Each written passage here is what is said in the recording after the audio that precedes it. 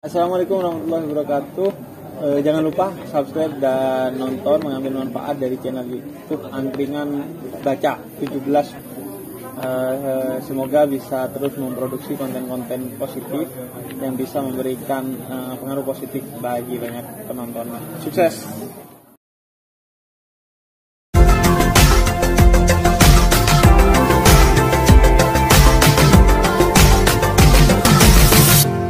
Assalamualaikum warahmatullahi wabarakatuh. Selamat siang, selamat sore, selamat pagi, selamat malam buat seluruh sobat baca dimanapun teman-teman berada. Kembali lagi bersama kami channel Angkringan Baca 17. Kenalin, nama gue Muhammad Jamaluddin. Gue sebagai presiden Angkringan Baca 17.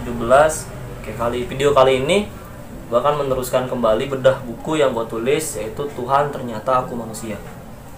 Kemarin kita sudah sampai pembahasan pada video sebelumnya, maksudnya kita sudah sampai pada pembahasan tentang menjijikan, hidup yang menjijikan itu gimana. Kemarin lu lihat lagi videonya udah ada di video pertama. Kali ini gue mau bahas beberapa artikel di bagian pertama, insya Allah sampai kita selesaikan ya.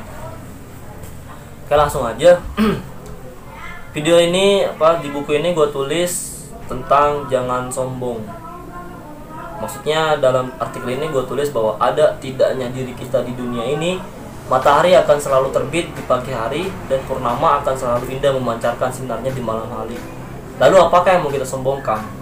Ini sangat real ya. Artinya lu mau jadi presiden, mau jadi pegawai negeri, mau jadi apapun, ada lu nggak ada di dunia ini, tetap dunia tetap masih indah gitu. Matahari masih bersinar, terus bulan masih memancarkan sinarnya di malam hari, itu nggak ngaruh gitu.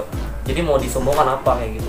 Jadi manusia itu sebenarnya kebanyakan dari kita udah punya pangkat nih, jadi presiden mahasiswa, maksudnya jadi ketua organisasi, jadi apapun itu, kadang dia melupakan bahwa dia manusia sebenarnya.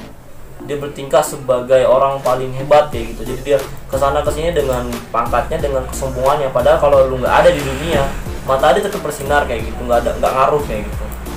Itu. Terus yang selanjutnya, artikel ini gue tulis bahaya. Yang berbahaya di dunia ini itu bukan orang yang merasa dirinya bodoh, tapi yang merasa pintar, suka menganggap orang lain bodoh dan membodohi orang lain. Nah, yang merasa dirinya bodoh itu malah orang yang keren kayak gitu. Artinya dia mengakui bahwa dia belum ada apa-apanya dibandingkan orang yang sudah punya kayak gitu. Lebih bagus ngerasa bodoh kayak gitu daripada lu suka menganggap orang lain bodoh. Nah, itu kalau udah menganggap orang lain bodoh, itu kita kayak kita sombong, balik lagi ke sombong kayak gitu. Terus yang selanjutnya adalah yang paling bahaya adalah yang membodohi orang lain. Nah, ini yang paling bahaya, ini membodohi orang lain kayak gitu. Jadi dia udah menganggap orang lain bodoh, tapi dia dengan sok pinternya dia membodohi orang lain. Nah, itu yang sangat berbahaya di dalam dunia ini. Jadi nanti ada pertikaian dan peperangan kayak gitu. Terus selanjutnya ini ada moralisme ya. Moralisme di sini gua kutip dari perkataan Kant. Dari perkataan Batejo. Nanti moralisme yang kedua baru dari Kant. Kata Batejo gini, Tuhan suwun, HP memudahkanku untuk membedakan mana manusia yang bukan sosok fisiknya yang manusia, tapi dia main HP dalam pertemuan yang sudah terjadwalkan. Berarti dia belum manusia kayak gitu. Mungkin dia itu sosok menteri, rektor, agamawan dan lain sebagainya, nggak peduli. Di mataku dia tetap manusia, itu kata Mbak Tejo. Ini kenanya jatuh pada menghargai orang ya. Kita sebagai manusia kadang tidak bisa menghargai orang lain kayak gitu. Sampai-sampai kayak gini, lu ngomong di depan orang nih begini. Nah, dia lu ngomong di depan dia, terus dia dengerin nih lu ngomong apa, dia ngedengerin terus. Nah, ketika dia balik ngomong, lu malah langsung balik main HP. Lu fix lu nggak menghargai dia sebagai manusia kayak gitu. Itu Mbak Tejo ingin mengatakan gitu. Meskipun lu sosok presiden kayak gitu, atau meskipun lu sosok menteri atau sosok apapun, itu nggak Mbak Tejo nggak menyekat dia kedudukan tinggi. Tetap kalau dia nggak menghargai orang lain saat berbicara di depan kita, fix itu dia bukan manusia. Maksudnya belum dalam tahap dia sadar bahwa dia manusia kayak gitu. Terus tidak berguna. Di sini gue nulis tidak berguna itu kayak gini, tetaplah semangat walaupun tidak berguna, karena ketidakbergunaan adalah awal dari kebergunaan itu sendiri. Maksudnya kalau misalkan kita menganggap bahwa diri kita tidak berguna, maju aja nggak apa-apa. Ya memang nggak guna, tapi dari kesadaran itulah kita akan mengangkat bahwa diri kita kedepannya akan berguna. Itu titik awal dari kebergunaan hidup nantinya. Selanjutnya, tetaplah ibadah walau banyak menyakiti Tuhan, karena itulah kebergunaan kepada Tuhan yang menciptakan kita kayak gitu. Nah di sini meskipun gue banyak dosa kayak gitu, tetap aja ibadah terus. Jangan mikir bahwa gue banyak dosa, gue nggak mau sholat, nggak mau ibadah. Itu malah lebih parah kayak gitu. Artinya meskipun kita banyak dosa, banyak kesalahan, tetap aja ibadah, orang Tuhan Maha Pengampun kayak gitu. Terus selanjutnya gue tulis ini ada kantian. Hidup bukan soal mencari kebahagiaan, tetapi bagaimana memenuhi kewajiban kita. Nah ini, kalau lu ingin mencari kebahagiaan, nanti jatuhnya ke realistis, ke materialistis kayak gitu. Artinya kita selalu menginginkan kebahagiaan yang ada dalam diri kita, padahal kita punya kewajiban. Nah makanya hidup, kalau katakan Immanuel Kant, itu beliau seorang tokoh filsuf era barat, era modern, itu mengatakan bahwa hidup itu soal memenuhi kewajiban kita. Karena kalau udah memenuhi kewajiban kita akan mendapatkan titik kebahagiaan tertinggi. Itu katakan kayak gitu. Terus gini, selanjutnya kan mengatakan ini di bukunya, ini gue ngutip juga di bukunya kritik atas budi nalar praktis, itu yang covernya merah. Kalau teman-teman juga udah tahu ya, kalau kita berbuat baik hanya karena ingin mengharapkan sesuatu ini dalam tanda kutip pujian atau sanjungan dan lain sebagainya macam, sesungguhnya kita tidak bermoral kayak gitu. Itu katakan, gue ngutip bahwa kalau lu mau buat baik aja udah kayak gitu. Jangan diniatin biar gue dapat baik lagi, biar gue dipandang orang baik, biar gue dipandang ini. Nggak usah, udah buat baik aja kayak gitu.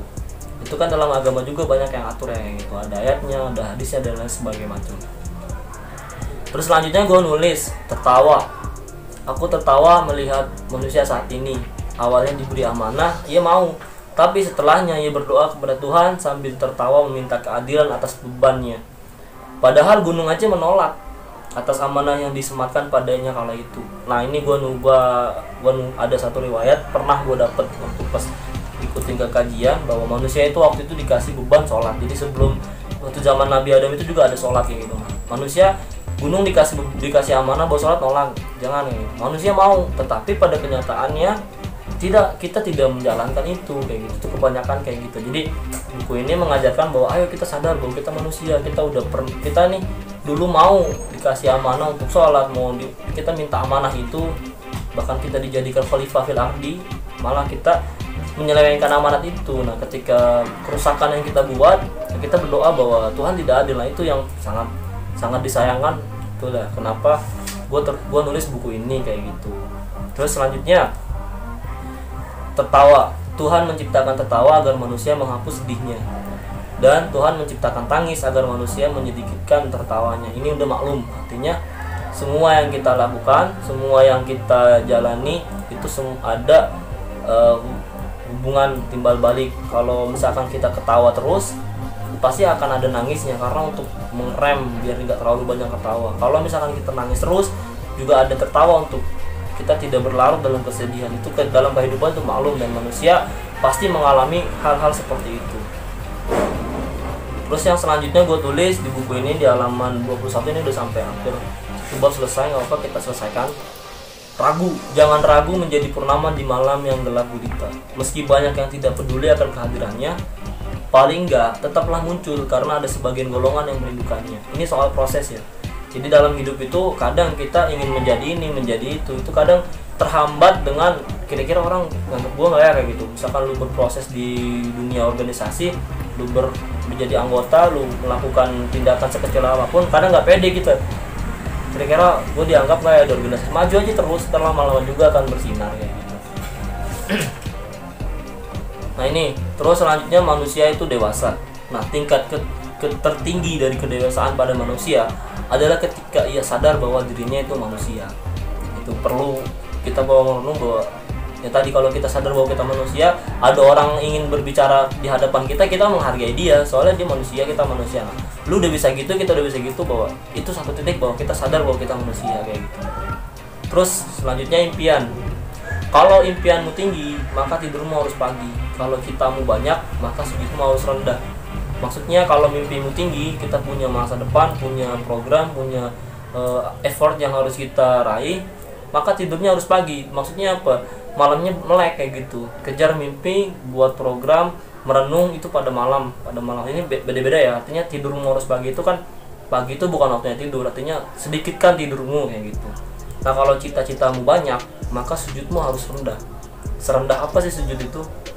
Ini karena ini kan konteksnya karena ibadahnya orang Islam itu kan dalam realisasinya kita sholat itu kan sujud, ada sujudnya, dan dalam arti harus rendah sujud artinya perbanyak lagi hubungan batin kita dengan Tuhan itu harus perbanyak lagi kayak gitu. Terus selanjutnya langkah. Jangan takut untuk melangkah. Ingat purnama dan matahari itu selalu bersinar pada waktunya dan orbitnya masing-masing. Dan jangan takut salah dalam melangkah. Takutlah saat kita benar-benar kehabisan langkah. Nah, ini maksudnya apa? Jangan takut melangkah kalau purnama dan itu bersinar. Kadang kita mau melangkah ini ngelihat kesuksesan orang, ayo berhenti, kita ikutin. Enggak usah. Kalau lu punya jalan hidup lu di sini, jalan terus aja. Ntar lama-lama juga akan sampai. Gitu. Ya misalkan kayak matahari, orbitnya ya di sini, sinarnya pagi, kita lihatnya bisa di siang hari. Gak mungkin matahari bersinar di malam hari, itu nggak mungkin, karena udah ada masing-masing orbitnya, dan bersinarnya itu menyinari pada waktu yang tertentu itu. Jangan takut melangkah, langkah aja maju.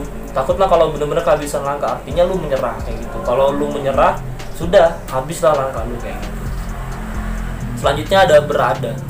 Pertanyaan terbesar dalam hidup manusia adalah bukan soal untuk apa profesi, tapi soal apa berada. Ini kata Martin Heidegger, seorang tokoh hermeneutik filsuf. Nah, menjadi baik itu mudah, tapi bagaimana menjadi manusia yang bermanfaat itu yang tidak mudah. Arti berada ini adalah kita hidup di dunia ini sebenarnya buat apa sih kayak gitu. Jadi orang baik itu cukup diem aja tanpa berbuat kerusakan itu baik, tapi yang jadi kita hidup itu nggak soal itu, tapi bagaimana kita bisa bermanfaat buat orang-orang lain kayak gitu. Buat manusia-manusia lain kita saling memberikan manfaat. Ini buku ini gue tulis seperti itu sih, lebih ke sana. Itu guys untuk bab pertama. Buku ini sudah selesai, nanti sesi selanjutnya kita akan bedah secara detail buku ini sampai bab terakhir. Terima kasih buat yang nonton, jangan lupa subscribe, like, komen, share video ini. Kalau emang lu rasa video ini baik, alhamdulillah baik, ya sudah di share baik. Kalau misalkan video ini lu anggap tidak baik, berikan kritik yang membangun buat kami. Terima kasih, kurang lebihnya mohon maaf. Wassalamualaikum warahmatullahi wabarakatuh.